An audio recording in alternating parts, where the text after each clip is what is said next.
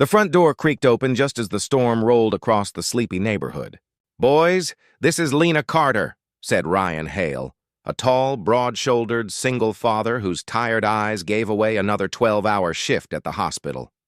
His voice carried a cautious warmth as he gestured to the young woman standing in the hallway. Lena stepped inside, shaking rain from her umbrella. She was in her mid-20s, with smooth mocha-brown skin, dark almond-shaped eyes, and tightly coiled hair pulled into a neat bun. A faint smell of rain and lavender clung to her long gray coat. She smiled at the identical 7-year-olds peeking out from behind the staircase.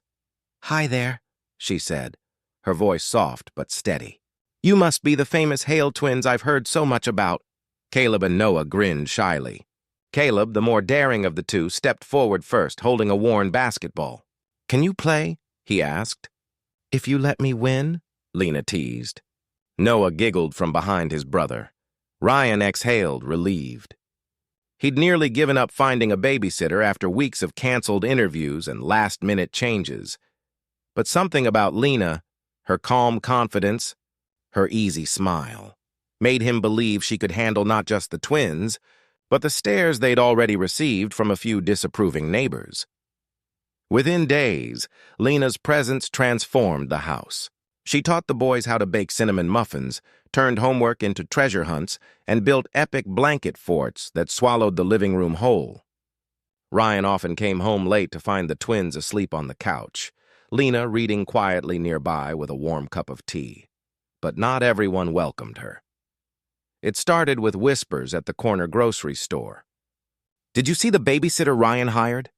She doesn't look like she belongs in this neighborhood." One evening, as Ryan walked Lena to her car, a silver sedan slowed at the curb. Two middle-aged women inside stared openly before speeding off. Lena forced a polite smile, but Ryan caught the flicker of hurt in her eyes. "They don't matter," he said. "Maybe not," she replied softly. "But kids hear things. And those boys, they notice more than we think." The next week, Caleb came home from school quieter than usual. "Why did Mrs. Parker say some people shouldn't be babysitters?" he asked, fiddling with his shoelace. Ryan's chest tightened. He crouched to meet his son's eyes. "Sometimes adults say things that are wrong," he said carefully. "Lena is family. Don't ever doubt that." That night, Ryan knocked on Lena's door after the twins fell asleep. "You don't have to keep coming if this is too much," he said. Lena looked up from the book in her lap. "And teach those boys that people can chase me away?" "Not a chance." Her quiet defiance only deepened Ryan's admiration. 2 months passed. Winter painted the streets white, and Lena became as essential to the Hale household as oxygen. The twins adored her, Ryan trusted her completely, and the gossiping neighbors, though still watchful, seemed to fade into the background until the night of the school fundraiser. The gymnasium buzzed with chatter as parents mingled over paper cups of punch. Caleb and Noah tugged Lena toward the dessert table, eager to show off the muffins they'd baked together.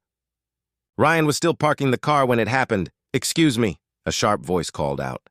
Lena turned to see Mrs. Parker, an older woman with perfectly curled gray hair and a pearl necklace that gleamed under the gym lights. Her thin lips curved into a tight smile. "Are you the help?" The question sliced through the air. Conversations around them faltered. Children turned to stare. Lena straightened, her almond eyes steady. "I'm their babysitter," she said evenly. Mrs. Parker's smile didn't falter. "Oh, I see.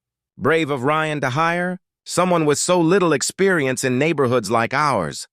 Caleb stepped forward, small fists clenched. "She's the best babysitter ever," he shouted, his voice cracking but fierce. Noah followed, chin trembling but eyes bright. "Better than anyone." The gym went silent. Parents shifted uncomfortably, some looking away, others glaring at Mrs. Parker. "Is there a problem here?" Ryan's voice cut through the hush as he approached, his coat dusted with snow. His jaw tightened when he saw Lena standing tall, the twins at her side.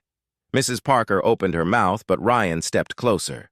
"Lena is part of this family," he said, his voice low and deliberate. "If anyone here has an issue with that, they can keep it to themselves." A murmur of approval rippled through the crowd. A few parents even clapped softly. Mrs. Parker's face flushed crimson before she turned sharply and disappeared into the sea of tables. Ryan turned to Lena. "Are you okay?" She exhaled, her shoulders relaxing as Caleb and Noah wrapped their arms around her waist. "I'm fine," she said, her voice steady. "But thank you for standing up." On the drive home, the twins fell asleep in the back seat, clutching the empty muffin tin. Ryan glanced at Lena, her profile lit by passing streetlights. "You didn't deserve any of that," he said quietly. "No one does," she replied.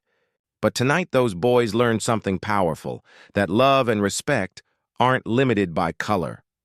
Ryan's hands tightened on the wheel. He realized then how deeply her words had settled into his heart. It wasn't just gratitude he felt anymore. It was something warmer, stronger, impossible to ignore. Weeks later, the neighborhood chatter softened, replaced by the sound of children's laughter spilling from the Hale house. Caleb and Noah proudly introduced Lena as their best friend to anyone who visited. Ryan no longer cared who whispered, because every evening when he walked through that door, he saw the truth written plainly in the boys' smiles. Family isn't defined by gossip, but by the courage to stand together, and sometimes, in the quiet moments after bedtime stories and dishes were done, Ryan found himself lingering by the couch where Lena read to the twins, wondering if the family he thought he'd lost was slowly forming again. One muffin, one smile, one act of quiet bravery at a time.